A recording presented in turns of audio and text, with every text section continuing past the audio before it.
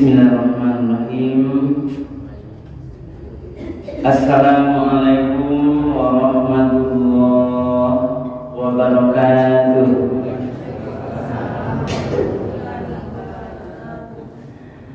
Alhamdulillahirabbil alamin.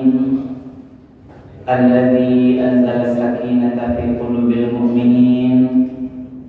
Asyhadu an la ilaha illallah wahdahu la syarika lah. Wa asyhadu anna Muhammadan abduhu wa rasuluh sallallahu alaihi wasallam la nabiyya ba'da. Faqala Allah ta'ala fil Qur'anil Karim, a'udzu billahi minasy syaithanir rajim.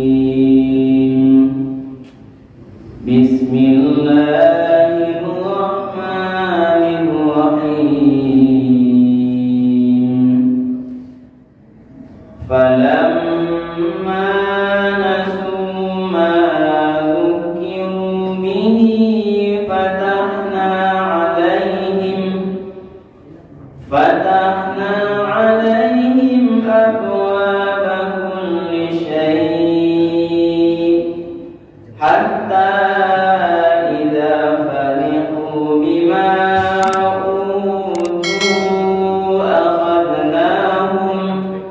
akhadnahum baghtatan fa idza hum mublisun. Shadaqallahul azim. Bapak-bapak dan ibu-ibu hadirin muslimin, para jemaah Masjid Al-Iman Kampung Tani yang dimuliakan oleh Allah, marilah kita sama-sama sejenak menyampaikan kalimat puji dan syukur. Alhamdulillahirabbil alamin. Segala puji bagi Allah Tuhan semesta alam, yang mana pada malam hari ini masih memberikan kepada kita bersama kemudahan-kemudahan, memberikan nikmat kesehatan, dan masih memberikan nikmat iman dan juga nikmat yang lainnya. Sehingga dengan nikmat itulah ibu dan bapak kita semuanya masih kuat untuk melangkahkan kaki kita atau mengayunkan tangan kita menuju masjid yang sama-sama kita cintai ini untuk melaksanakan ibadah sholat maghrib secara berjamaah. Kemudian kita sampaikan salawat dan salam kepada Nabi kita, Nabi Muhammad sallallahu alaihi wasallam. Allahumma shalli ala sayyidina Muhammad wa ala ali sayyidina Muhammad. Rasulullah telah membawa umat manusia ini dari zaman jahiliyah kepada zaman yang mengenal Islam. Kemudian juga Rasulullah sudah meninggalkan dua pedoman hidup sebagai pusaka yang kalau kita berpegang teguh kepada yang dua itu, Nabi mengatakan kita tidak akan pernah sesat selama-lamanya. Kita akan selamat dalam menjalani kehidupan dunia nanti sampai kehidupan akhirat kelak. Apa dua pedoman itu? Itulah Al-Quran dan Sunnah. Ibu dan bapak para jemaah yang dimuliakan oleh Allah, malam hari ini izinkan kami memberikan tausiah. Dasarnya adalah Al-Quran surat Al-An'am ayat 44. Surat apa, Bu? Al-An'am ayat 44. Ayat itu dan bapak menggambarkan kondisi seseorang atau mereka-mereka yang melupakan peringatan Allah,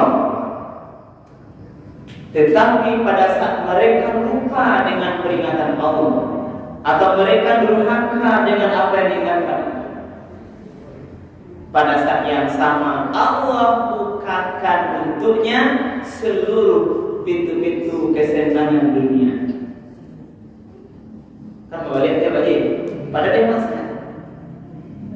Ketika diberi peringatan oleh Allah, itu jalan yang benar, ini halal, ini haram, diberikan perintah oleh Allah, tidak dia kerjakan, dilarang oleh Allah, itu dari kerajaan. Berarti pada saat dia melupakan peringatan diberikan Allah, tetapi Allah bukakan tentunya pintu-pintu kemewahan dunia.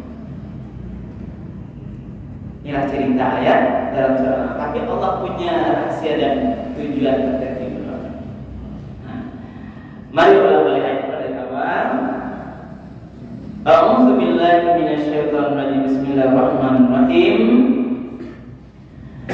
Falamma nasu ma dzukiru bih.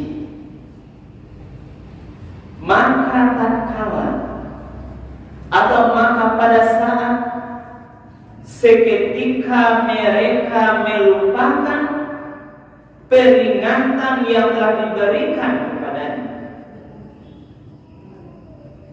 dilupakan. Lagi tujuan kebenaran Al-Quran, jalan yang benar, jalan yang lurus, tapi mereka melupakan atau mengabaikan atau mencuekkan. Maka pada saat itu kata Allah, pada saat mereka lupa dengan peringatan itu, diberi dia perintah dan kita hajar kayak tadi disampaikan, yang dilarang jangan dia banyak berbuat maksiat. Fatahna alaihim abwaba kulli syai'. Lalu kami bukakan untuk mereka itu seluruh pintu-pintu kesenangan dunia. Perhatikan. Apa makna penafsiran? Penafsirannya adalah ini berlaku untuk orang-orang kafir yang pada saat tertentu itu mereka durhaka atau maksiat dalam kondisi sakit, banyak yang sakit atau melarang kehidupannya. Maka yang sakit itu pada seketika Allah sehatkan dia. Jadi yang sakit disehatkan. Lalu yang miskin diberikan rezeki oleh Allah, dikayakan, bahkan melimpahkan.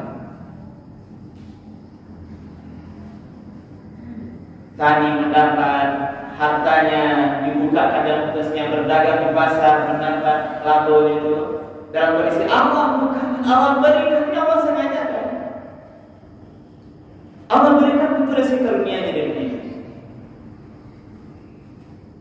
Kalau mungkin bicara dia, kita pangkat jabatan, orang yang bermaksud yang lupa ini, Allah berikan dia peluang memberikan hingga jabatan tertentu. Ini pemahaman kita hari ini.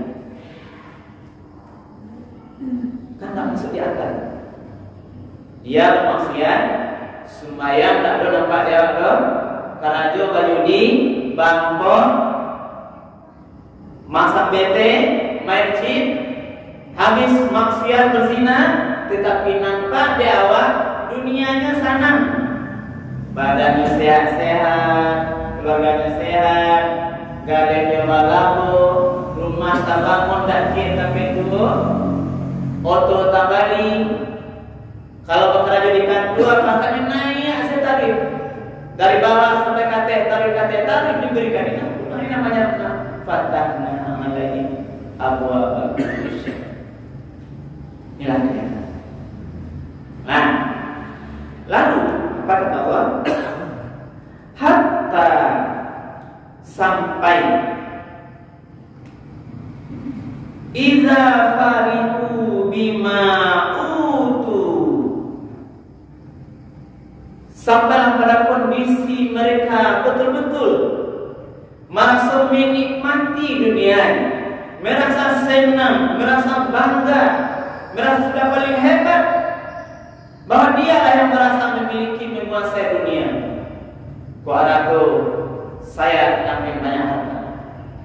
Kalau yang punya pangkat, saya rasanya yang punya kekuasaan yang tinggi, sehingga timbul kesombongan. timbul keangkuhan, timbul kezaliman pada orang lain, karena dia merasa dia sudah farihu bima akutu. Dia merasa sangat berbahagia, ya pada senang hatinya.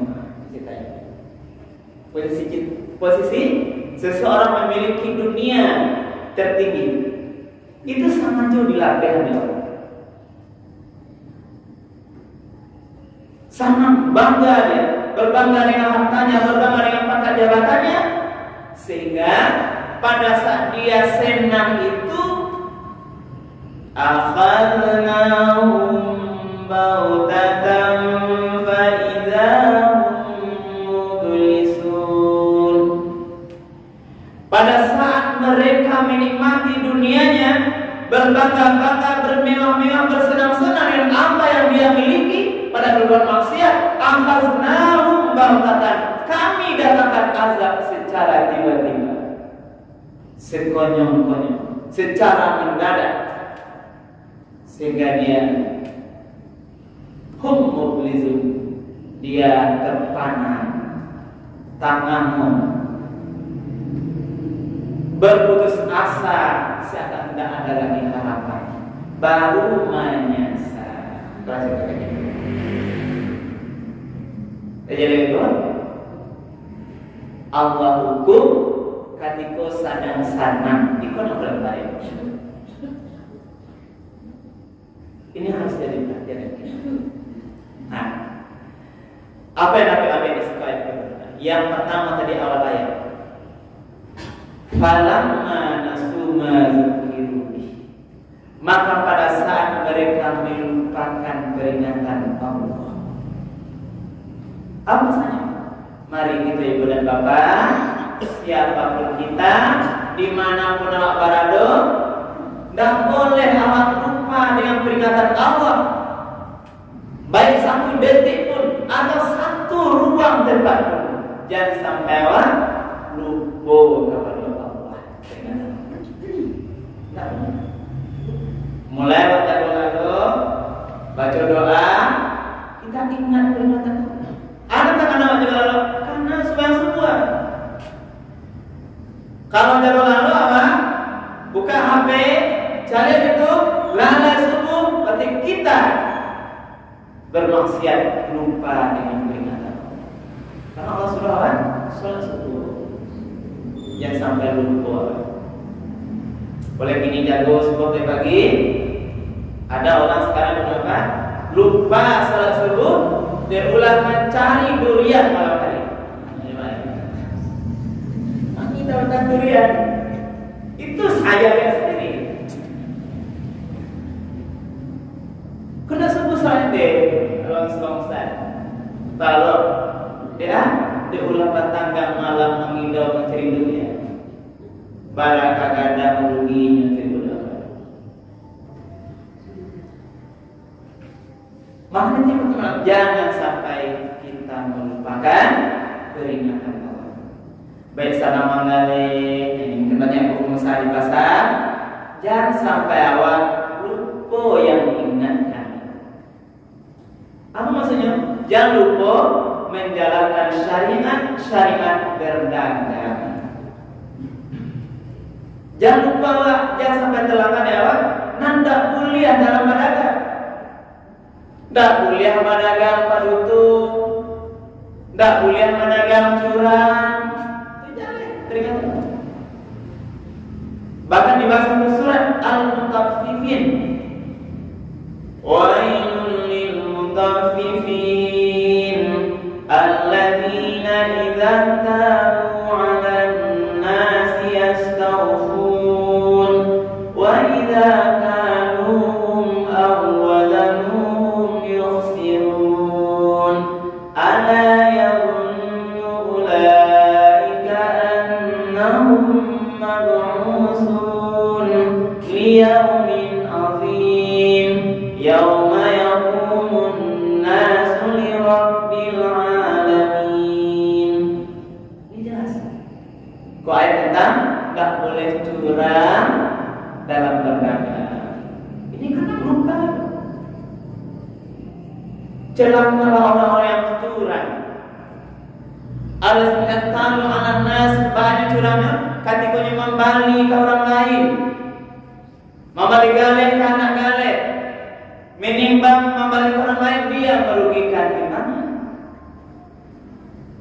Yang 1 kilo dikurangi, ada jadi 8 on atau kurang. Kalau dia membeli mendapatkan dari orang lain, dia mengurangi takaran timbangan. Wa idza kanu awadzanu yusiru. Atau mungkin sebaliknya, tadi kalau dia meminta, mungkin dia meminta. Ketika dia mendapatkan, dia mau penuh. Tapi kalau menjual ke orang lain, dia orang yang dirugikan. Ini namanya, itulah istilahnya dalam istilah perdagangan itu apa? Ada 2 macam timbangan, ada 2 macam sukatan. Batang buat timbangan. Kalau membali ke orang lain, suketnya lantak ke bawah. Ya Pak ya, kita kan laka jelas ya. Kalau memang jual barang ke orang lain, bak sampah dia akan lantaknya kata kita. Apakah dia tidak ingat? Beliau min azim pada hari azim, hari yang besar, hari kiamat. Yauma yaqumun nas li rabbil alamin. Semua manusia nanti akan menghadap di hadapan Allah Subhanahu wa taala, mempertanggungjawabkan apa yang dia lakukan. Jadi tadi dimanapun ibu dan bapak, apapun aktivitas, mari kita berusaha jangan sampai lupa apa dengan peringatan Allah. Jangan lupa apa ma yang mulia, mana minna. Jangan lupa apa mana halal, ma yang haram. Karena bodoh tak balik. Allah mau jalan lurus, yang harus berdoa ihdinas siratal mustaqim. Tunjukilah aku ya Allah jalan yang lurus. Ketika kamu jalan lurus dalam syariat Allah, Allah akan disimpangkan oleh iblis dan syaitan yang berdoa. Tidak suka dia. Siapa dia? Kami mungkin ini Pak Pengelut, Pak Ustaz, Pak Buaga, dia mau lurus, digoda nanti di jalan menyimpang. Atau mungkin ini nanti di Basnas, apalagi dengan uang yang banyak itu, kalau lupa dengan peringatan Allah, bisa terlupa. Pinti kok makin kadang punya kecil makin besar. Maka tetap kita hati-hati berdoa kepada Allah, jangan sampai apa terlupa dengan peringatan ikut mulia dunia. Kalau lupa, inilah nanti ceritanya yang akan menjatuhkan kita. Orang kan jatuh ke dia terlupa. Nah, itu kajian. Lalu mana fatah jadi kata tadi, falamma nasu ma dzukiru bi, pada saat seseorang lupa dengan peringatan Allah, dia jauhkan Al-Qur'an, tidak diamalkan perintah, bahkan larangan di kerajaan, fatahna alaihim abwaaba kulli syai.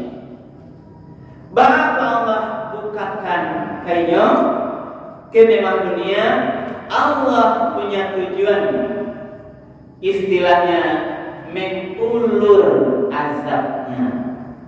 Kalau bahasa agama ialah istidraj. Itu harus hati-hati, harus hati-hati. Mampu informasi, ketika mungkin murah sakiwa ibu apa? Ketika sanang dia bernawak rasa kiwak murah, menggaleng balabo tarik, atau mungkin ada anak-anak naik maka jabatannya. Tapi ketahuilah, kalau engkau lihat seseorang itu dia bermaksiat, rezekinya murah, pangkatnya naik, itu Allah sedang mengulur azabnya sampai dia nanti diazab pada saat lebih tinggi. Itu namanya istidraj. Allah ulur. Aman-aman. Allah sangat jual kuliah makin tinggi dulu sampai jatuh. Jadi makin tinggi, kalau istilah layang pun, kalau mengenai layang makin naik dulu. Dibuangin di sampai naik makin tinggi dulu. Lagi mau dipercaya tinggi itu mereka ditibuan oleh Allah, diputar angin itu, baku-baku putih atau tahamu dihambuat ke bawahnya. Kalau bahasa kini, seseorang mungkin dia bermaksiat bermaksiat sembahyang tak ada nampak dia awak, bahkan orang lain iri. Itu siapa tuan? Sembahyang tak pernah nampak dia awak, tapi rumah tengah tambah juga. Iri ya, bahkan ada yang berpendapat kalau menekolanya mana urus sembahyang. Itu malah saya. Pangkat nanya dia, makin mendapat jabatan amanah, dia tidak sholat, dia bahkan bermaksiat. Jangan iri. Bagaimana kita dijadikan pendapat? Kita tidak boleh terlalu takjub dengan urusan dunia yang dimiliki oleh orang lain. Tidak perlu takjub, apalagi memuji-muji. Benda baru tuang tebu, lah kayu gadang ini, rumah lata Bali, otola dapat dua, anak lagi pangkat jabatannya. Tidak terlalu, karena belum tentu Allah ridho dengan dunia yang dia dapatkan. Karena bisa jadi juga hari ini udah Bapak, orang itu kita hormati, kita sanjung-sanjung karena hartanya semata-mata, karena pangkatnya semata-mata. Lalu Allah datangkan azabnya, Allah cabut, Allah ambil hartanya, Allah cabut pangkat jabatannya, sehingga hari ini orang memujinya, besok menjadi orang yang paling dihinakan oleh orang lain. Ini waktunya bisa melihat dia orang yang paling menjijikkan, yang paling jelek, yang paling tidak baik. Inilah karena Allah membukakan aibnya, Allah membuka. Karena itu Bapak, artinya tadi ketika seseorang dalam urusan dunia dibukakan rezekinya, kalau dia bermaksiat, kalau dia tidak patuh pada Allah, inilah namanya istidraj. Mungkin Allah sedang mengulur waktunya untuk mengazab. Maksud apa membedakannya? Bahwa membedakannya beko orang itu sedang diulur azabnya atau tidak, lihat saja ibadahnya. Kalau nyoba sakit, ibadah patuhan, itu yang namanya adalah rezeki yang berkah. Alhamdulillah. Nah, semuanya maknai rasakan. Subuh lagi, zuhur adu, asar maghrib isya kali kamu sakit. Nggak mau main-main timbangan di pasar, nggak mau berbohong. Kalau di ibu nggak mau berujian, nggak mau baca cerita orang lain. Kok kalah punya aja ya. Nah ini kan contohkan lebih kosa kata bahasa dibutuhkan katanya akan lebih banyak. Kalau lagi kok nggak mengalir kadang cerita tapi kalau dibutuh katanya kita ini kan nggak mau. Kalau dia taat, murah rezekinya, naik pangkat jabatannya, ini mungkin sesuatu yang diridhoi oleh Allah. Tapi kuncinya tadi, kalau orang ini melupakan peringatan Allah, nampak tak? Tidak ada pada nampak sholat. Nampak tak dia suka berjudi. Kalau berkeluarga, nampak tak dia suka untuk menzalimi istrinya, pambangi, kasar kecenya, ajak main tangan kan anaknya. Inilah indikasi-indikasinya. Dia tadi sering maksiat. Nah, jadi hati-hati juga kita ikut Bapak dengan konsep istidraj ini. Coba evaluasi. Boleh tanya ini ibu dan Bapak, seluruh harta yang sedang kita miliki, kok pangkat nama yang sedang dapatkan, marilah tanya-tanya, apakah Allah sedang ridho dengan harta yang kita miliki hari ini, atau Allah sedang menguji dia untuk menetapkan tadi azab yang lebih besar kepada kita. Takutlah. Karena itu, mari kita selalu mendekatkan diri kepada Allah. Itulah banyak ini contoh yang berubah. Tak kita baca siang. Lah banyak contoh dunia ini pelajaran baik. Ketika seseorang bermaksiat, seseorang lalai beribadah pada Allah, Allah angkatnya kerja yang pertama nanti. Ini loh kan?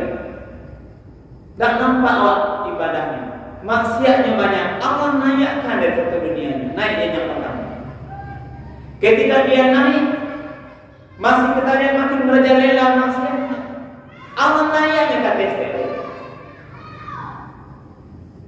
Makin lama masanya makin dahsyat.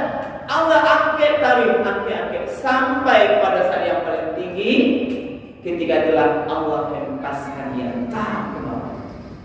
Pertanyaan yang apa? Mana sakit jatuh dari janjang pertama di janjang ke 10.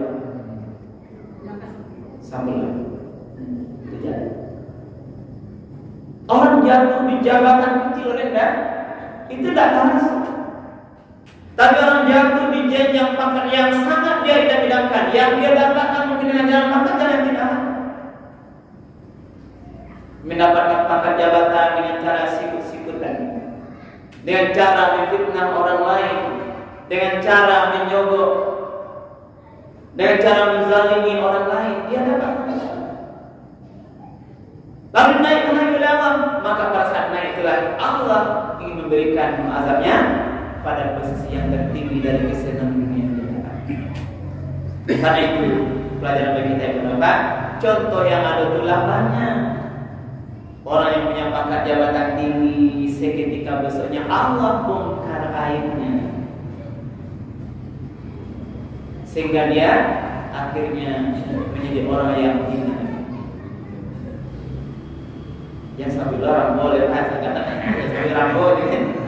Jadi nanti, ya, ya jelas contoh kan, Yusuf menggambarkan saya banyak. Karena itu, mari kita hati-hati kepada Bapak, terutama dengan harta, maka jabatan. Ketahuilah itu semua adalah titipan sementara Allah. Mari kita gunakan di jalan yang diridhoi oleh Allah. Itu dulu. Kita gunakan jalan. Karena nanti kalau tidak kita gunakan di jalan yang diridhoi Allah, semua kekayaan itu, semua pangkat urusan dunia itu tidak akan bermanfaat untuk kita dalam menyelamatkan kehidupan kita yang kekal di akhirat kelak. Tidak ada yang bisa membantu. Itu namanya.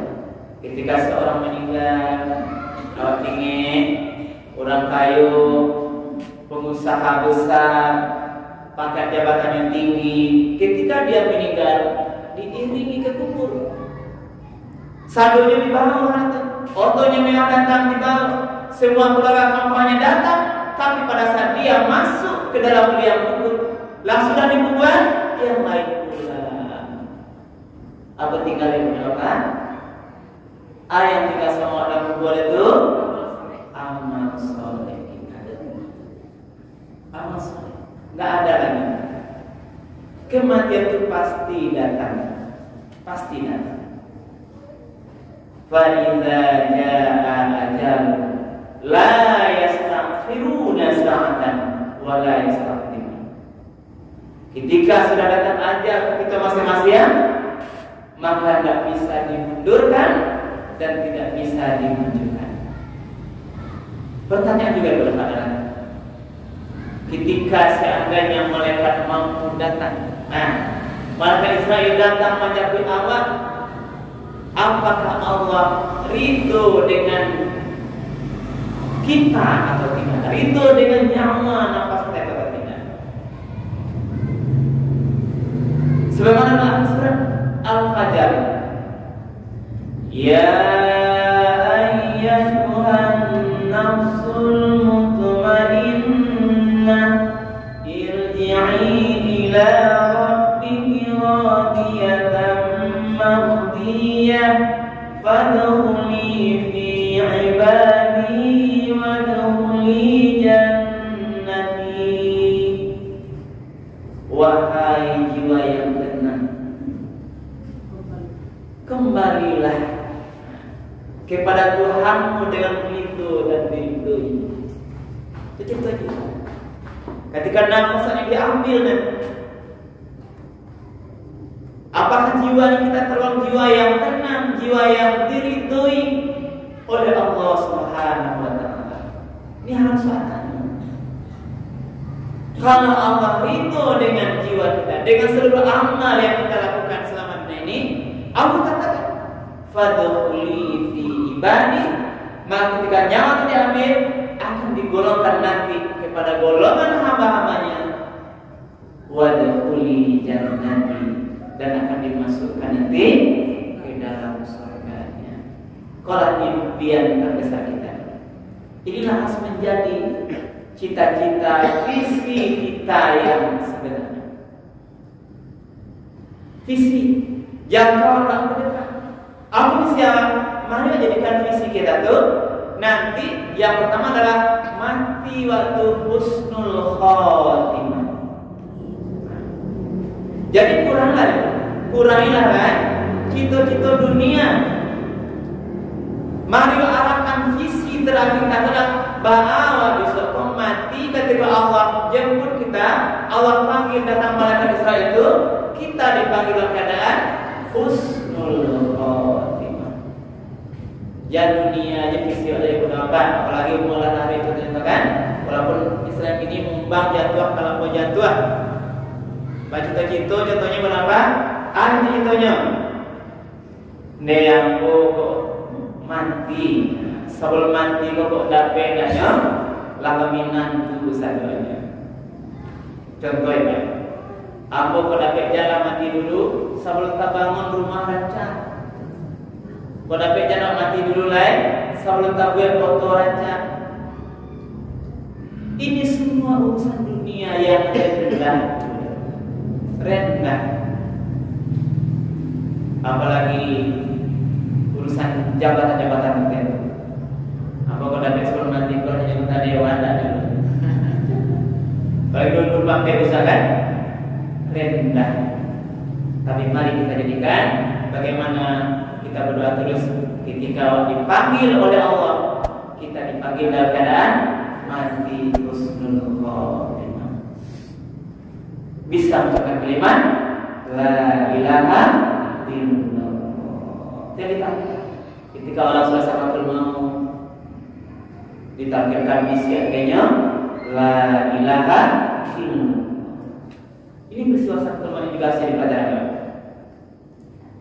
Kalau nyawa lah sampai di kerongkongan, ada cerita dia surah Al-Baqarah.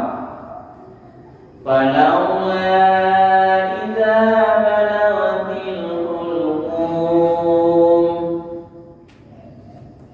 maka mengapa tidak kau cegah ketika nyawa sudah sampai di kerongkongan? Ini kita ditanya oleh kalau mau hebat, itu kepada orang-orang yang kafir juga yang bisa kita beli rumahnya. Kenapa tidak engkau cegah ketika nyawa telah sampai di kerongkongan? Wa antum hina idzin tanzurun, padahal kamu berada dan melihat nyawa itu di kerongkongan. Ini maksudnya adalah ketika menyaksikan orang-orang terdekat kita dalam proses sakaratul maut. Mungkin awak sedang ingin mencari ayah awak sedang menghela nafas sakaratul maut, atau saudara-saudara itu, atau tetangga-tetangga awak atau orang lain. Ini Allah sampaikan pesannya. Kalau engkau hebat, kenapa kau tidak mencegah nyawa orang-orang terdekatmu ketika nyawa itu sudah sampai di kerongkongan? Dan memang tidak bisa dicegah. Tidak bisa harta apapun mencegah kematian itu akan lepaskan hidup. Wa nahnu aqrabu ilaihi minkum walakin la tubsirun. Apa kata? Aku ini lebih dekat dalam proses sakaratul maut daripada engkau, walaupun engkau tidak menyaksikannya, tidak dapat. Allah berkuasa begitu. Jadi dicegah nyawa itu tidak bisa. Tidak ada kekuatan, tidak ada keberanian untuk mencegah kalau tiba masanya itu nyawa nanti sampai di kerongkongan.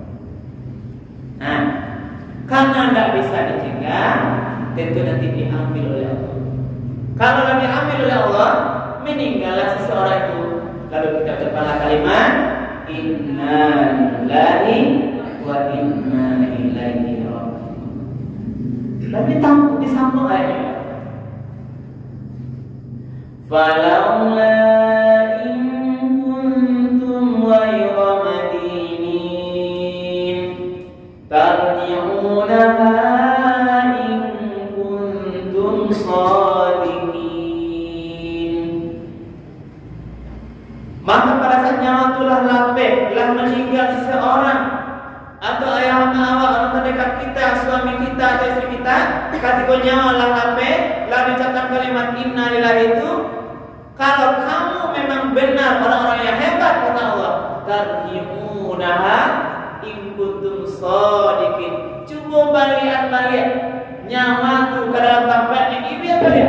Kalau engkau merasa orang yang benar. Hebat. Ada yang bisa membalik orang yang mati ibu apa? Tidak ada. Kalau bisa baliannya sama ayah sama ayah, ya tidak bisa.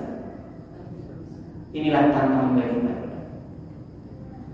Kalau harta yang banggaan, Qarun tidak akan mau dia meninggal.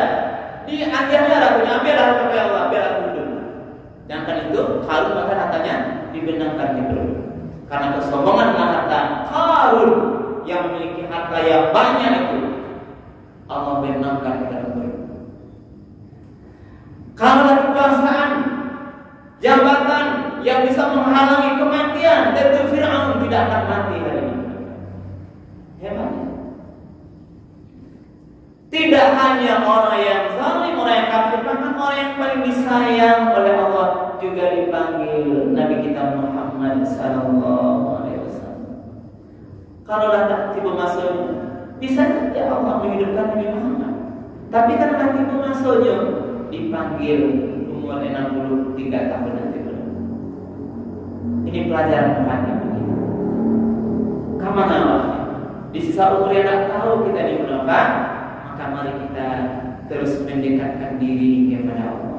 Makin dekat, jangan menjauh. Keimanan yang sedang ada ini kok, kita kan kuat kan?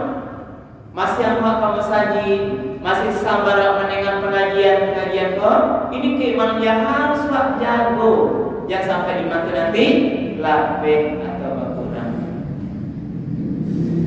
Barang ini lagi waktu Ustaz. 8 menit. 8 menit sebelum waktu itu ada pertanyaan Ibu Bapak. Silakan. Kalau ada, menggunakan waktu yang tersisa. Yang penting tadi kita berharap Ibu Bapak dari pelajaran lagi ini, orang yang tadi di awal kita sampaikan, pada saat dia lupa dengan peringatan Allah bukakan pintu dunia untuk mengulur azabnya, sehingga nanti pada saat dia posisi yang menguasai dunia atau memiliki senang dia, disitulah datang azabnya. Mari waktu berdiri Ibu Bapak, jangan sampai kita tergolong orang-orang yang diazab juga oleh Allah. Kita berlindung dari azab Allah. Jangan. Kalau azab tertiba, nggak taruh ya Allah. Kecil lah, Ibu ya. Kita ini, ayo silakan.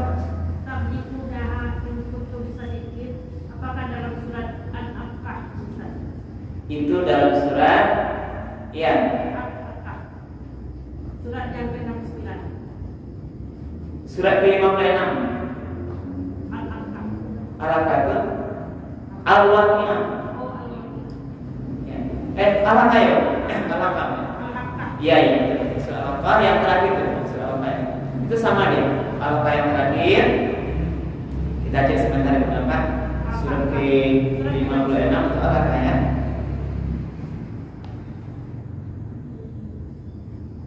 Kalau surat ke-56 itu surat Al-Waqi'ah.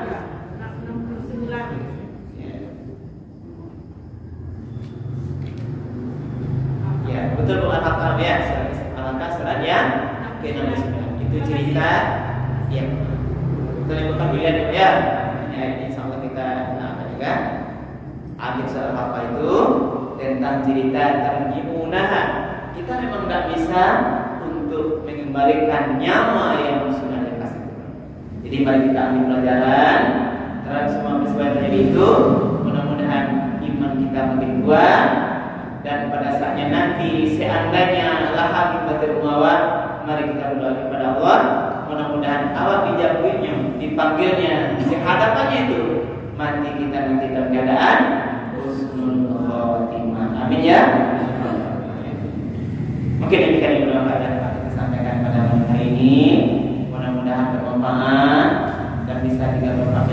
menyampaikan dan menjadi tambahan amal ibadah. Berbanyak maaf, kita akhiri subhanallah wa bihamdika asyhadu an la ilaha illa anta astaghfiruka wa atubu ilaik.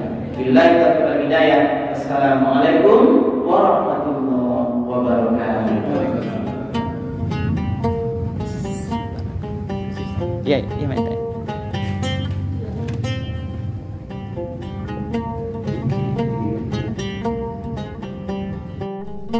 Alhamdulillah.